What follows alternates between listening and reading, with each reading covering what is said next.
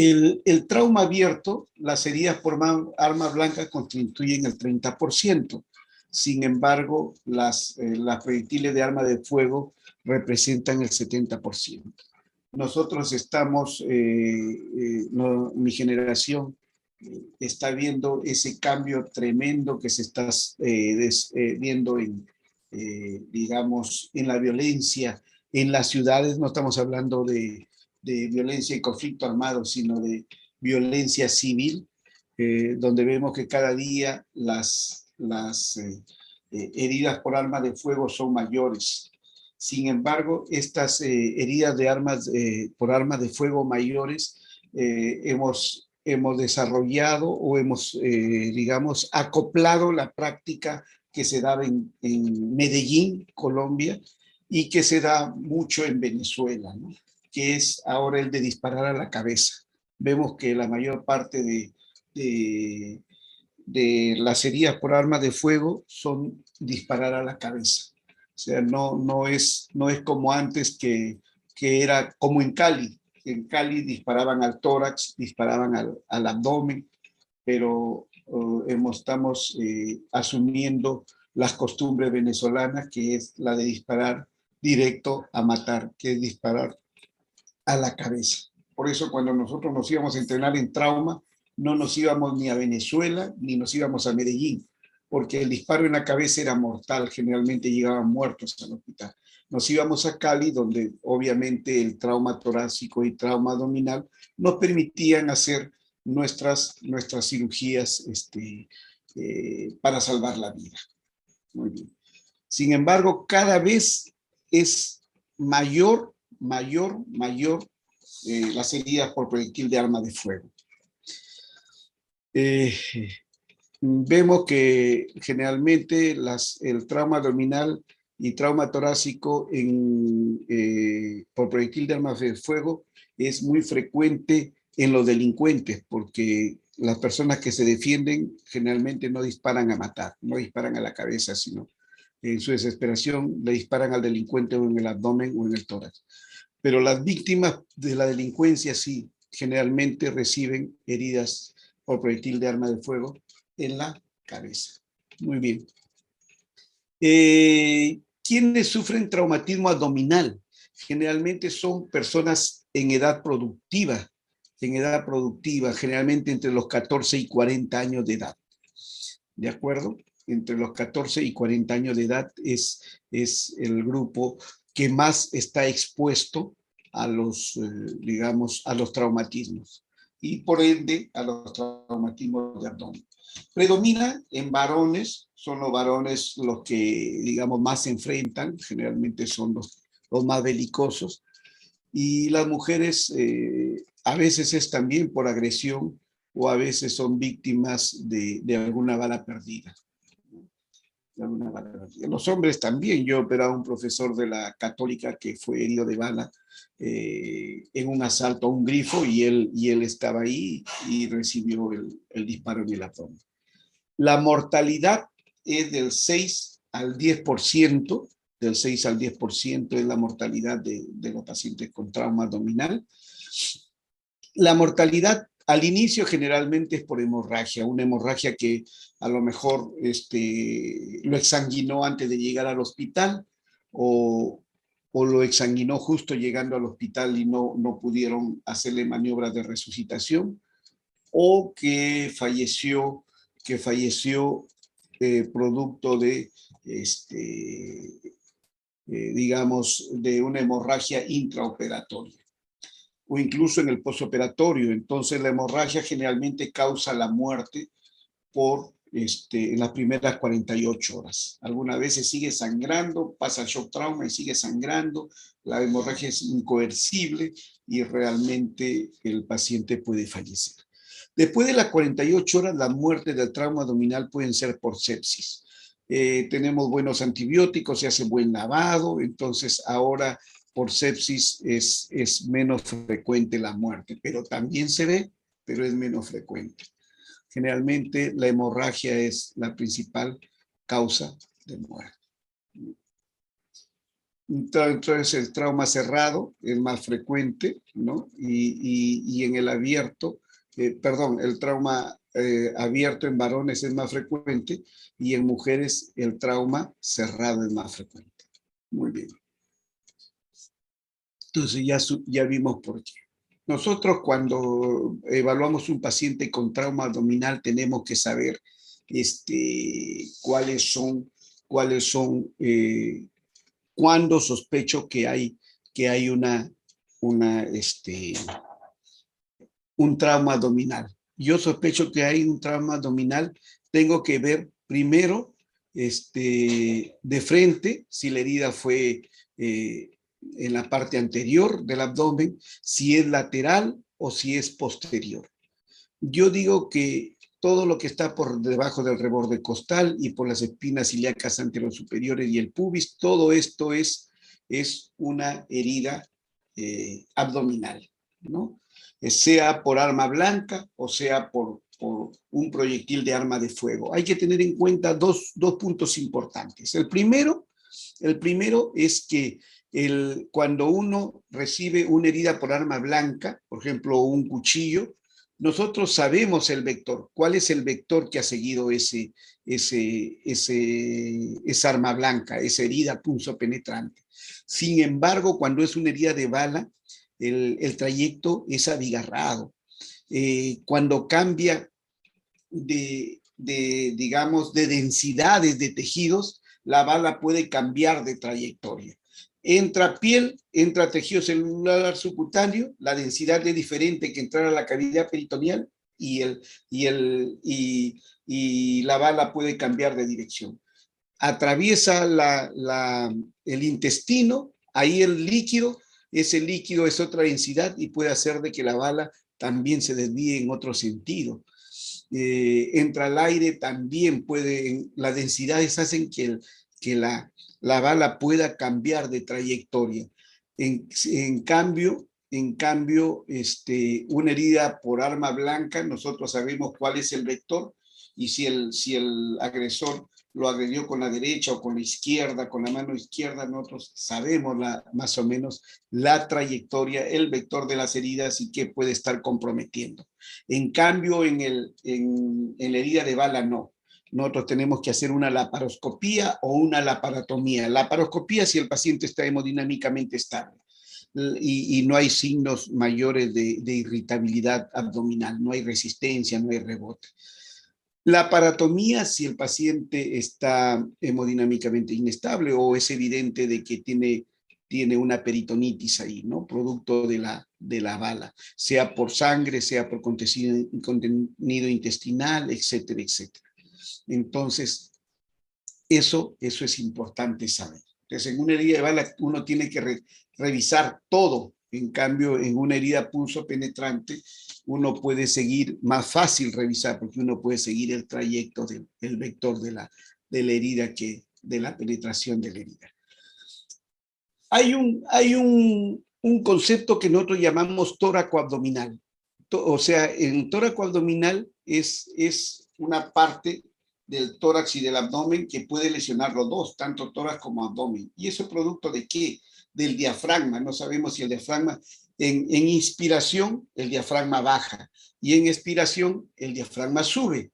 Entonces, esos movimientos de subir y bajar del diafragma hace que en algún momento, si estuvo en inspiración o estuvo en expiración, la bala o el arma blanca puede atravesar tanto tórax como abdomen. Entonces nosotros decimos que es tóraco abdominal cuando está por debajo del quinto espacio, en la parte anterior, por debajo del quinto espacio intercostal hasta el reborde costal derecho. Del quinto a séptimo, podemos decir. Entonces, de adelante, del quinto a séptimo, espacio intercostal, podemos decir que es tóraco abdominal. Por debajo del séptimo espacio intercostal decimos que es una herida abdominal. Lateralmente, cuando es entre el séptimo y el noveno espacio intercostal, decimos que es una herida tóraco-abdominal, y atrás entre el noveno y el undécimo. ¿Por qué? Porque la inserción del diafragma en la pared es básicamente oblicua ¿no? Y de arriba hacia abajo, desde la parte anterior hacia la parte posterior. Entonces, eso hace que uno tenga que saber digamos, eh, esas dimensiones para nosotros poder saber si una bala fue abdominal, fue torácica o fue tóraco-abdominal. Si es tóraco-abdominal, tenemos que descartar que haya lesión tanto de tórax como de abdomen.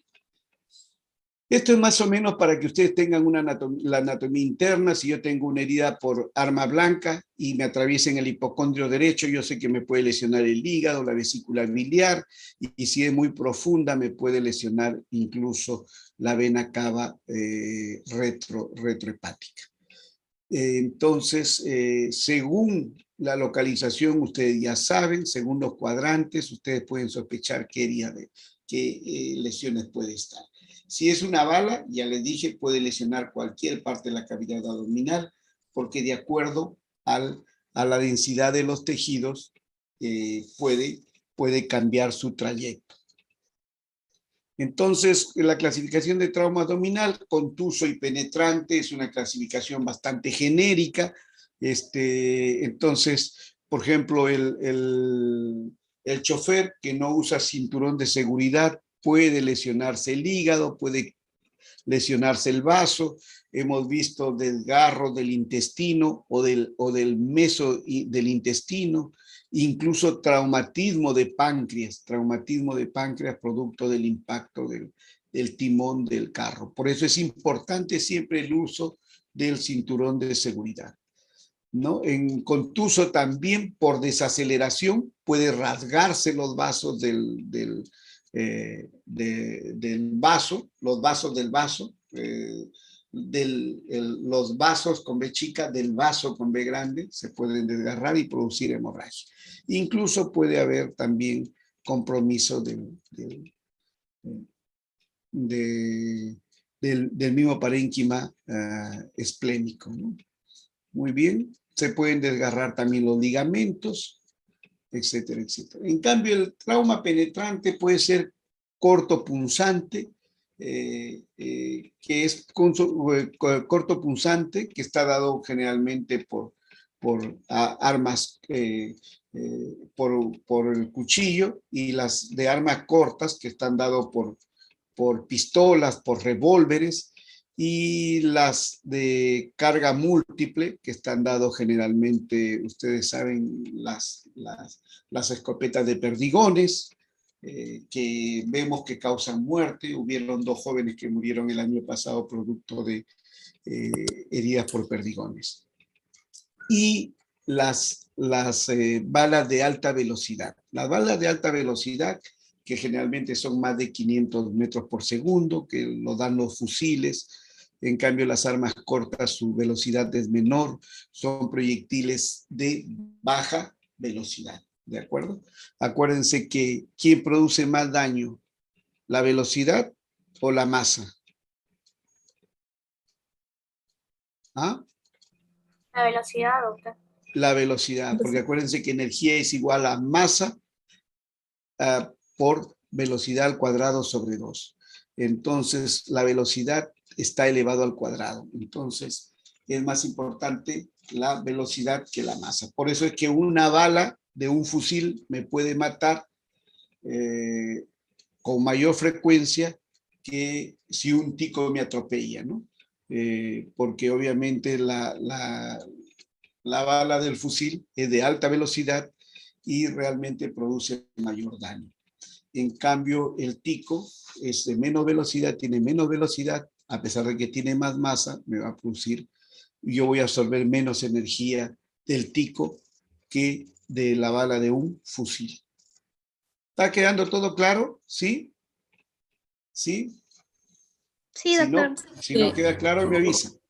Muy bien. El órgano más frecuentemente afectado es el hígado. Es el hígado el órgano que con mayor frecuencia se afecta. Tanto en traumatismo penetrante como traumatismo cerrado. Es el hígado, y realmente Antes en Estados Unidos se decía que la lesión más frecuente en trauma abdominal cerrado era el vaso, pero cuando vemos en términos generales es el hígado el más lesionado. Dentro de las vísceras huecas, en trauma cerrado y en trauma penetrante, el órgano más frecuente es el intestino delgado. Que el intestino delgado está rectando, es que el intestino delgado se está moviendo, entonces es más fácil acertarle al intestino delgado, que se está moviendo y que es más largo y que ocupa gran parte de la cavidad abdominal, que al colon, que solamente forma un marco, que es el marco colónico. Entonces, lo más frecuente que se lesione, ya sea en trauma penetrante o en trauma cerrado, es el intestino delgado. Muy bien. Después ya siguen los demás: colon, estómago, duodeno, páncreas, etcétera, etcétera. Muy bien. Esto también más o menos para ver casi es lo mismo que el del cuadro anterior. Aparición de signos según las horas, ¿no? Miren cómo van apareciendo los signos. Por eso es que muchas veces sufrió un accidente de tránsito y le dicen, no, no le duele nada, váyase a su casa, le dicen en la primera hora, ¿no? Entonces a veces hay un porcentaje, casi un 40%, que es casi la mitad, que no tiene ninguna molestia en la primera hora. Entonces, váyase a su casa, no le duele nada, su presión arterial está bien, sus funciones vitales, no tiene taquicardia, no tiene nada, no le ha pasado nada. Está bien que haya salido disparado del carro, pero tiene suerte, agradezca a Dios. Lo que pasa es que no le va a agradecer a Dios, sino va a ver a Dios, porque en las siguientes horas va a seguir sangrando el hígado, sangrando y va a comenzar a dar síntomas. Por eso siempre, por lo menos, observen a su paciente con traumatismos unas 6 horas, que muchas veces no le va a dar sintomatología sino hasta las 6 horas. Recién a las 6 horas en su casa, si le dieron de alta, en su casa va a estar hipotenso, va a estar chocado, va a estar con dolor, y cuando lo lleguen al hospital, a lo mejor ya no llega con vida. Tengan cuidado siempre. El paciente lo traen inmediatamente los bomberos, ustedes lo evalúan, no tiene nada, váyase a su casa. Se mueren en su casa. Entonces los síntomas van apareciendo conforme pasan las horas.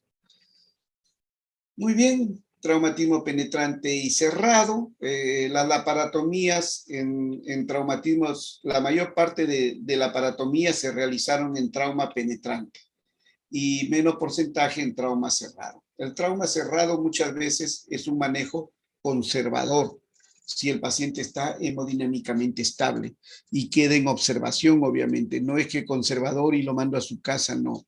Conservador lo hospitalizo, y si el paciente comienza a tener más dolor o comienza a hacer taquicardia, entonces yo estoy sospechando de que ese paciente ha continuado sangrando y por lo tanto tengo que entrar a parar el sangrado. Tengo que hacerle una laparotomía exploratoria. Muy bien, este es una evaluación en 74 pacientes, ¿no? Vemos que los órganos lesionados, la gran mayoría tuvo 3 órganos lesionados, ¿no? Un órgano lesionado tuvo el 98%, 3 órganos tuvo el 88%, 4 órganos tuvo el 71%, entonces siempre hay que pensar que el arma de fuego puede producir gran cantidad de lesiones. ¿Y por qué puede producir gran cantidad de lesiones? Por lo mismo que yo le dije, el cambio de trayectoria de la bala por el cambio de densidades de los tejidos que atraviesa. Por lo más que uno diga tiene trauma abdominal, uno tiene siempre que, el ATLS lo dice, hacer un manejo inicial, el ABCDE. A, mantenimiento de la vía aérea, y B, respiración y ventilación. Yo cuando llego a shock trauma de mi hospital, yo le digo, ¿cómo se llama? Me dijo, yo me llamo Pedro Castillo. Perfecto. Entonces yo al decirme eso, ya sé que el paciente, el A y B, están bien, porque para que me pueda hablar, tiene que la vía aérea estar permeable y la respiración esté respirando, porque si no, no me va a poder decir su nombre. Entonces, yo siempre pregunto el nombre. Digo, ¿cómo te llamas? Me contestó, ya sé que el A y el B está normal. Entonces, ya yo me dedico a ver C, que es circulación y control de hemorragias. La mejor forma de mantener la circulación y controlar las hemorragias es básicamente por poniendo vías. No se pone catéteres centrales en ese momento, en el manejo inicial. Se pueden poner 2, 3, hasta 4 vías y de esa forma yo voy a poder infundir cristaloides, coloides, incluso sangre o plasma. Entonces, es importante saber eso. No se le va a ocurrir, voy a ponerle un catéter central porque el paciente está chocado, no. Pónganle 2, 3, 4 vías, ¿sí? Por una le ponen cloruro, por el otro le ponen coloides, por el otro le van transfundiendo sangre. Entonces, es así. Y el control de la hemorragia no se hace por torniquetes. El control de la hemorragia generalmente se hace por presión directa sobre la herida. Hay que evaluar si hay algún déficit neurológico y al paciente hay que desvestirlo completamente con control de temperatura. Eso es importante. No es que yo lo desvisto y lo expongo al frío, no, porque el frío realmente complica más a los pacientes con trauma, ¿no? Entonces, la exposición debe ser exposición con control de temperatura, con mantas. O sea, lo desvisto completamente para poder examinarlo, pero siempre cubriéndolo. Hay que revisar la espalda porque se pueden llevar sorpresas si no revisan la espalda, revisan solamente el abdomen, y entonces siempre es bueno en todo paciente revisar también la espalda. Muy bien. Cuando uno va a manejar un paciente con trauma, siempre preguntar el nombre, edad, antecedentes patológicos, si toma alguna medicación, puede estar tomando anticoagulantes. Entonces, si toma anticoagulantes, yo tengo que saberlo. Dime, José. Sí. Dime, José. Encontrar en la exploración de la espalda, en la que en el caso anterior. Ya, no te entendí la pregunta. ¿Qué revisar la espalda? Hay que revisar si hay alguna herida punzopenetrante, si hay una herida de bala, si hay otra herida de bala penetrante o está el orificio de salida para ver más o menos qué lesiones puede producir. ¿De acuerdo? ¿Sí? ¿O preguntabas otra cosa, José? ¿Está bien? ¿José? Sí, doctor. Entonces, siempre para saber yo, hay que ver antecedentes patológicos, si el paciente es diabético, si el paciente es hipertenso.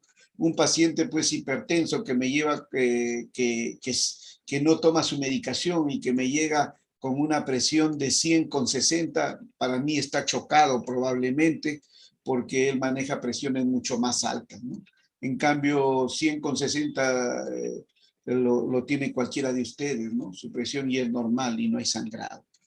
Si toma alguna medicación, porque puede estar tomando anticoagulantes, ¿no? Puede estar tomando algún otro tipo de medicación, hay que saber eso. Posibilidad de gestación en toda mujer en edad fértil, hay que preguntar la fecha de última regla, si no tomarle una subunidad beta, ¿no?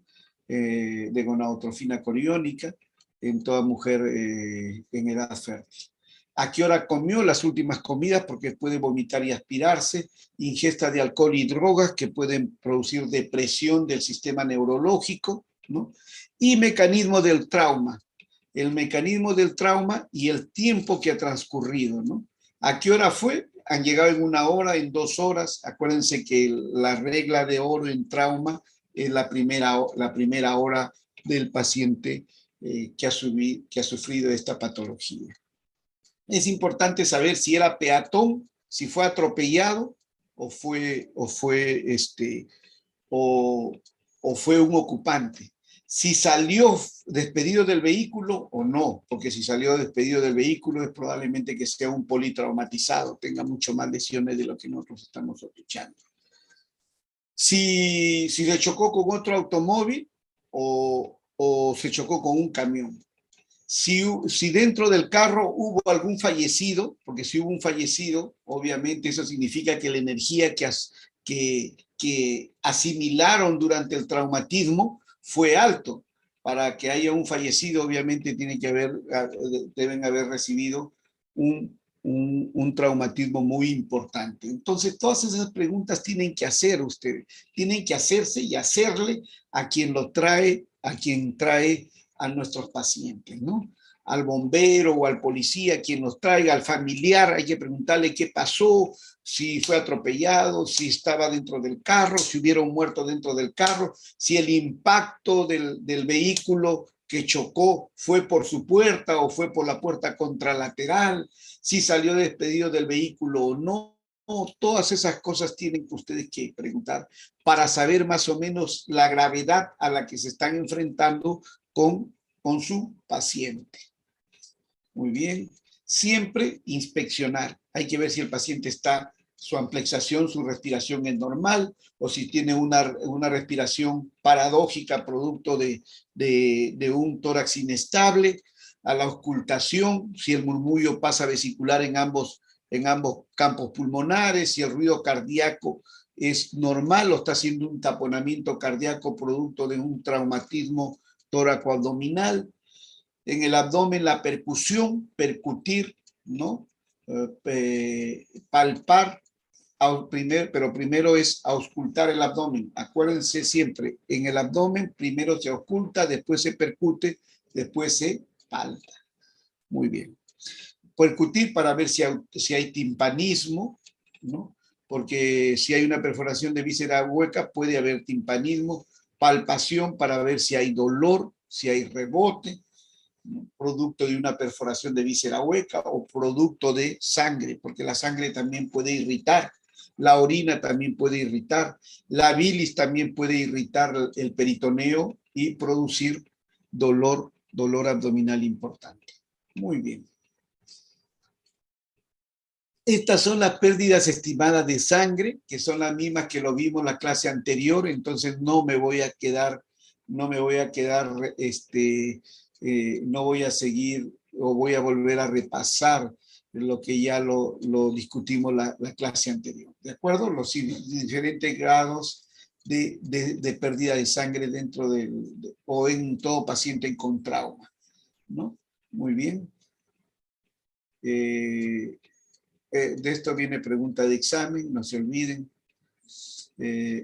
Bueno, generalmente esto es en rasgos generales para que ustedes tengan una idea. Lo primero que se va a alterar es la frecuencia cardíaca, los pulsos periféricos. Entonces, ustedes, desde el momento en que el paciente está con taquicardia, que está con 100, 110, 120 de frecuencia cardíaca, ustedes no van a esperar que el paciente pues se choque, ¿no? Comience a hacer hipotensión arterial, se comience a morir para recién tomar las precauciones. Desde el momento en que el paciente está taquicárdico, yo ya le pongo 3 días, 4 días, le comienzo a reponer cloruros y comienzo a hacerle su ecofaz o su tomografía, cualquier cosa para poder descartar que hay algún sangrado, ¿no?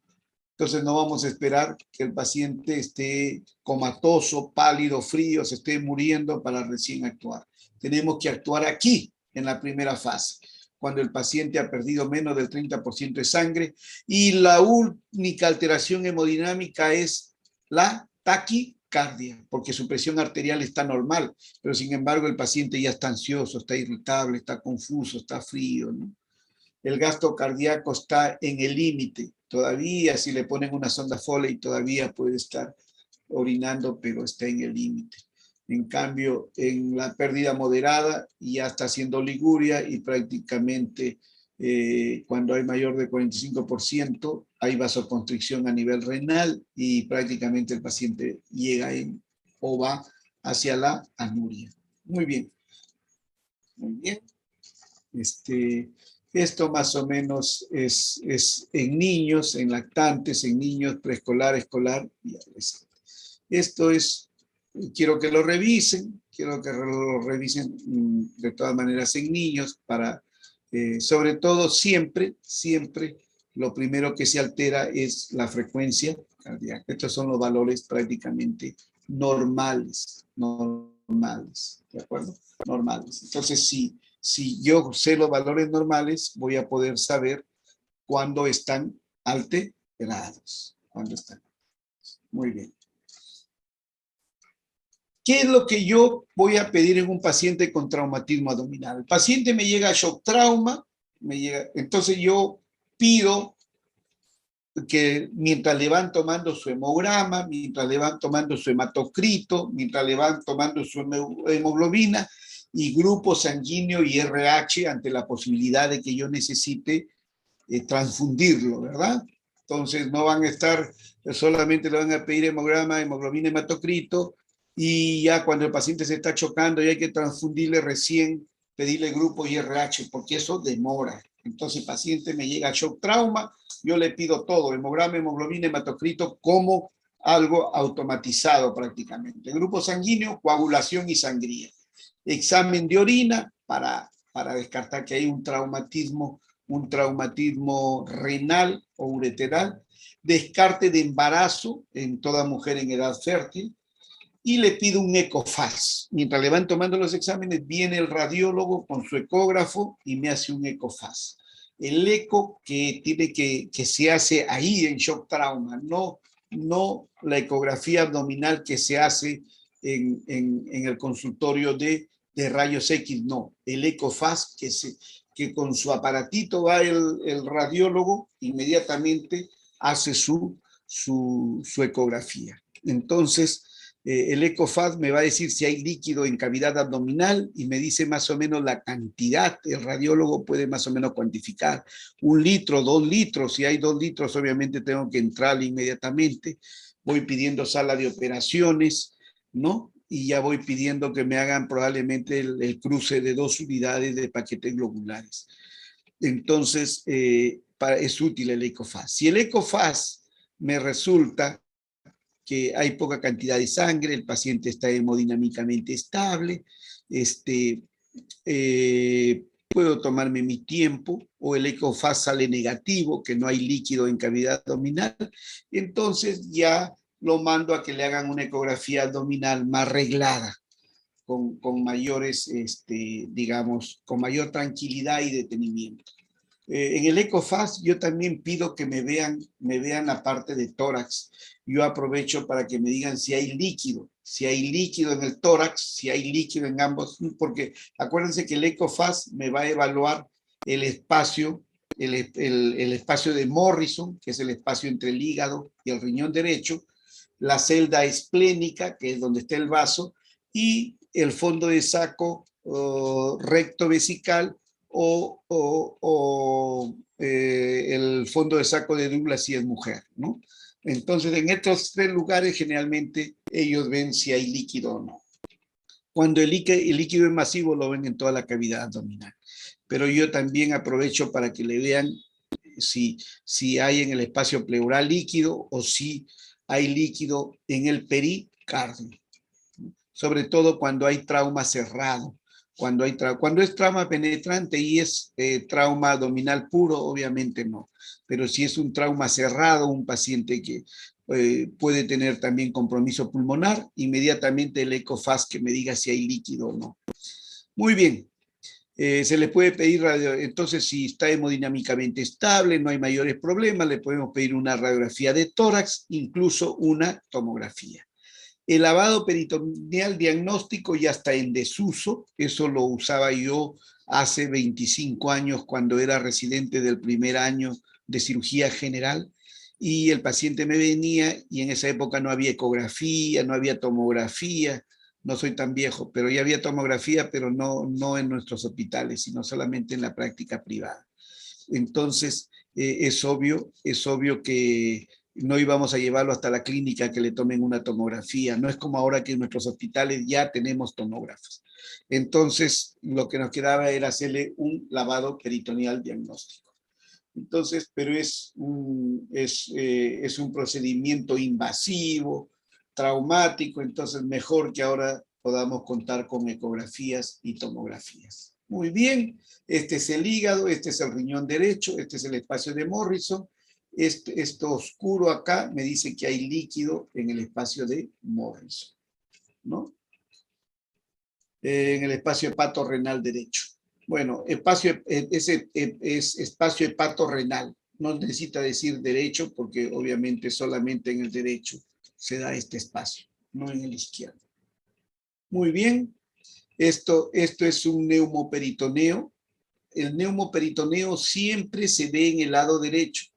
Cuando hacen neumoperitoneo en el lado izquierdo y no se ve en el derecho, duden. Puede ser una hernia diafragmática. Entonces, el neumoperitoneo siempre se ve en el lado derecho, por encima del hígado, entre el hígado y diafragma. Entonces, ahí se acumula el aire para que sea más sensible. Es preferible tenerlo 10 minutos sentadito, si es que no puede estar de pie, sentadito al paciente para ver eso. ¿Qué me dice el neumoperitoneo?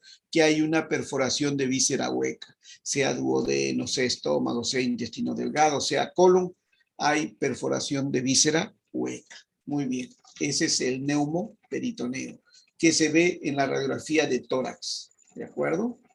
O si quieren de abdomen, pero en abdomen de pie, pero donde salgan las cúpulas diafragmáticas, porque si no salen las cúpulas diafragmáticas, obviamente no se va a ver. La tomografía, donde se puede ver líquido, ¿no? Donde se puede ver líquido, donde se puede ver un hematoma subcapsular del hígado. Miren la diferencia de densidades. Muy bien. Y se puede ver líquido también libre, ¿no? Y el vaso. Estos son más o menos las indicaciones. El lavado peritoneal diagnóstico, que creo que en ningún hospital ya de Lima se hace, ¿de acuerdo? El ECOFAS me documenta si hay líquido libre, ¿no? Si el paciente está hipotenso, se le toma la tomografía solamente si el paciente está hemodinámicamente estable, ¿de acuerdo? La ventaja del ECOFAS es que el diagnóstico es rápido, temprano, no es invasivo, que se puede repetir cuantas veces yo lo necesite, ¿no? Y me da una certeza de 86 a 97% en los pacientes con traumatismo abdominal cerrado. Estamos hablando de traumatismo abdominal cerrado, obviamente en el ECOFAS, porque el traumatismo abierto, donde ya ha entrado la bala o la herida o el arma blanca, entonces generalmente sabemos que tenemos que hacer una laparotomía.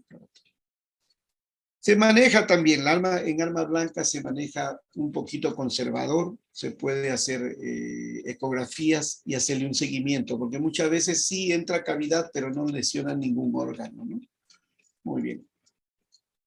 En la tomografía, lo bueno es que es más específico, ¿no? Sin embargo, tiene una buena sensibilidad, del 92 al 98%. Muy bien. El ECOFAS es dependiente, desventajas es que es dependiente del operador. Si el operador está bien entrenado o no, nos puede hacer un buen diagnóstico. Puede haber distorsión por la presencia de gas en los intestinos, ¿no? No puede evaluarse la presencia de lesiones de diafragma, ¿de acuerdo? O de páncreas o de intestino. No evalúa bien retroperitoneo. La tomografía sí hace eso, sin embargo tiene mayor costo, ¿no?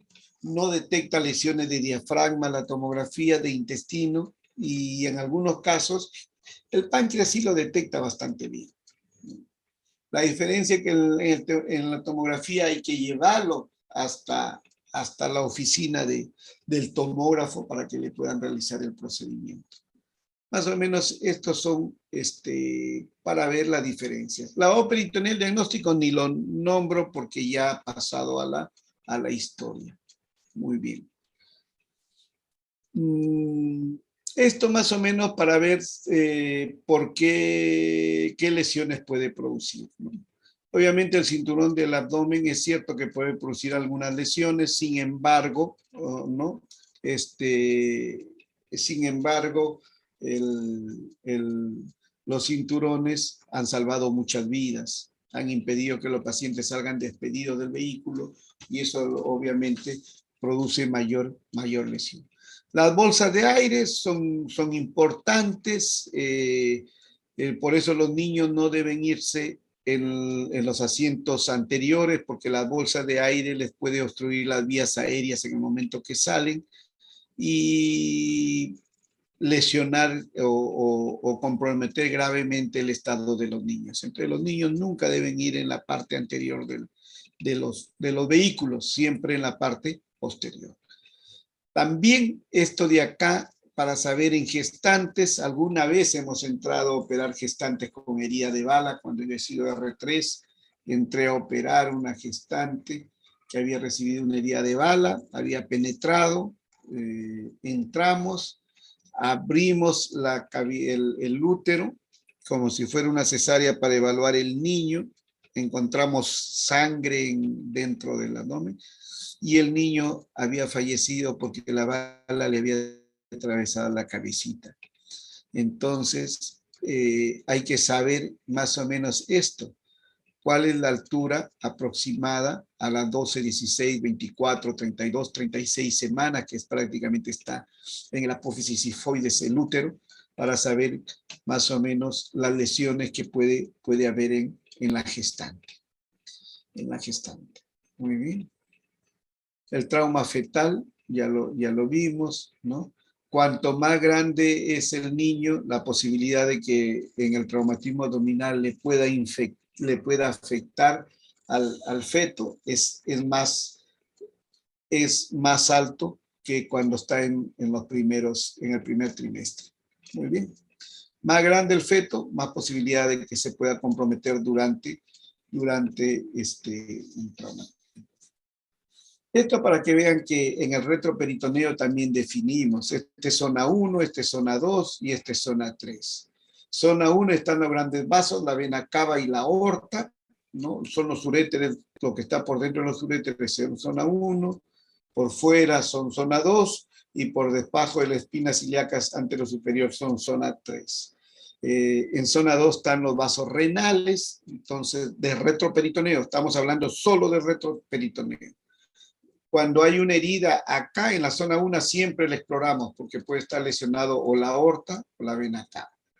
En la zona 2 solamente lo exploramos cuando hay latido, vemos que el hematoma late o está en aumento, porque puede haberse roto la vena o la arteria renal. Y en la zona 3 nunca exploramos, porque si abrimos, generalmente aquí hay gran cantidad de venitas que se rompen y produce un hematoma retroperitoneal en la zona 3. Si lo abrimos, sangra y no lo podemos parar. Entonces mejor es no abrirlo. ¿Cuál es el tratamiento? El gold estándar sigue siendo la laparotomía exploratoria. La laparoscopía en casos seleccionados, en pacientes hemodinámicamente estables, jóvenes y sin mayor, digamos, compromiso hemodinámico. Pero el gold estándar sigue siendo la laparotomía exploratoria. La mediana, supra e infraumbilical nos puede exponer muy bien el abdomen para poder salvar a nuestros pacientes. Muy bien, muy bien. Perfecto, retroperitoneo y las hernias diafragmáticas. Punto importante, hernia diafragmática. Cuando se rompe el diafragma, en el lado izquierdo, una víscera del abdomen puede migrar hacia el tórax. Obviamente desplaza un poco el mediastino, puede ser el estómago, puede ser el colon, puede ser el intestino delgado. Cuando yo estuve en el American British Crowdwell haciendo cirugía laparoscópica y avanzada, entramos con el doctor Weber, entramos a hacer una laparoscopía de un paciente que era jugador de fútbol americano, y que había sufrido accidente de tránsito 5 años antes y vino con dificultad para respirar cuando hacía esfuerzos jugando fútbol americano, y cuando se le hizo una radiografía fue una imagen similar a esta. Similar, y cuando entramos había una hernia diafragmática donde estaba metido arriba estómago, colon, intestino delgado, todo estaba metido adentro. Tuvimos que bajarlo, ponerle puntos por vía laparoscópica y ponerle una malla de Gore-Tex, que es una malla especial. Muy bien. Entonces, siempre, nunca pensar en trauma cerrado o abierto, puede haber hernia diafragmática. Sobre todo el lado izquierdo, el lado derecho no, porque el diafragma es protegido por el hígado. Entonces, la posibilidad que haya hernia diafragmática derecha no se da por eso. En cambio, en el izquierdo, sí, puede subir el estómago, colon o intestino delgado. Muy bien, ¿alguna pregunta?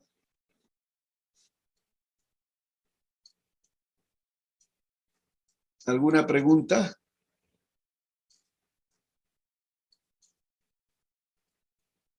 Una cosa, o quedó todo claro o no quedó nada claro. Doctor, una pregunta. Sí. Cuando usted habló de neumoperitoneo, mencionaba que eso lo podemos observar hacia el lado derecho.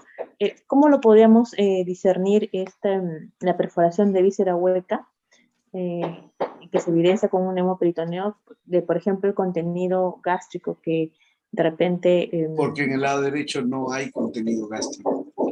El contenido gástrico es el izquierdo. Por eso tengan cuidado, no hagan diagnósticos de neumoperitoneo en el lado izquierdo si no se ve en el lado derecho.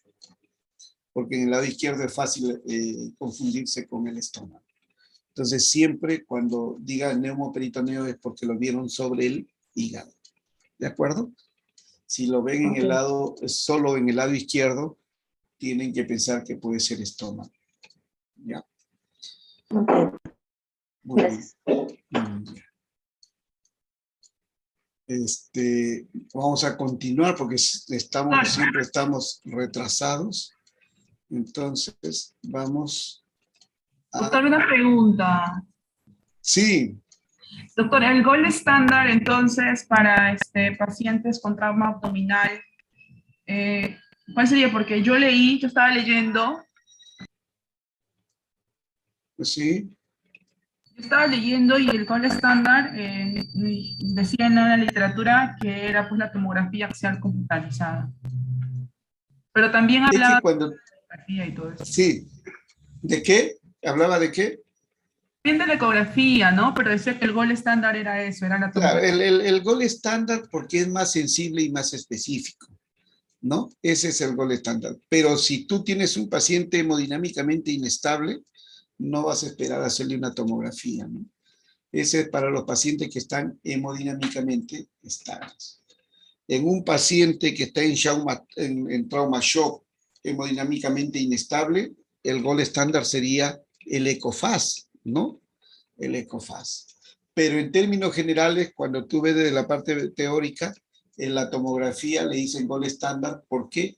Porque es el que mayor sensibilidad y especificidad tiene. ¿De acuerdo? Sí, doctor, gracias. Muy bien. Vamos a ver infecciones en cirugía. Es importante tener conceptos de cirugía.